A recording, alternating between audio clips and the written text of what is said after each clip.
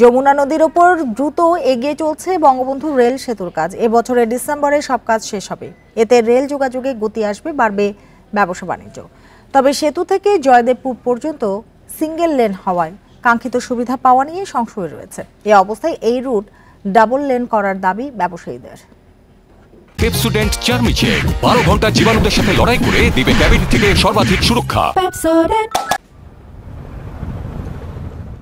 যমুনার বুকে এখন দৃশ্যমান বঙ্গবন্ধু রেল সেতু। এরই মধ্যে টাঙ্গাইল অংশে মূল সেতুর কাজ প্রায় শেষ। স্টেশন নির্মাণ ও সেতুর উপর লাইন বসানোর কাজ চলছে, যা আগস্টের মধ্যে শেষ হবে। আর সিরাজগঞ্জ অংশের কাজ শেষ হবে ডিসেম্বরে। প্রকল্পের কাজ যথাসময়ে শেষ হবে আশা নির্মাণ সংশ্লিষ্টদের। এরপর সেতুটি ট্রেন চলাচলের জন্য উন্মুক্ত করে দেয়া হবে। 50 নম্বর প্লার থেকে শুরু করে আমাদের টার্গেট 26 নং প্লার পর্যন্ত, তো অলরেডি আমাদের 36 পর্যন্ত কমপ্লিট। টোটাল 85% অগ্রগতি হয়েছে, আর পশ্চিম পারে কিছুটা কম অগ্রগতি, দ্যাট ইজ 63%। এভারেজ আসলে এরকম 76.5% অগ্রগতি হয়েছে।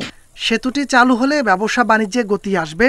তবে সেতু থেকে জয়দেবপুর পর্যন্ত সিঙ্গেল লেন হওয়ায় কাঙ্ক্ষিত সুবিধা পাওয়া নিয়ে সংশয় রয়েছে। একটা লেন হওয়ার কারণে এখানে সেই ব্যবসায়ীরা সেই সুবিধাটা পাবে না। যদি ডাবল লেন চালু হয় সেক্ষেত্রে ব্যবসায়ীরা সুবিধা পাবে। জয়দেবপুর থেকে বঙ্গবন্ধু সেতু হয়ে ঈশ্বরদী পর্যন্ত ডবল লেনের রেল লাইনের প্রকল্প হাতে নেওয়া হয়েছে। প্রকল্পটি বাস্তবায়ন হলে এ রুটে 120 কিলোমিটার গতিতে ট্রেন চলতে পারবে। Independent news.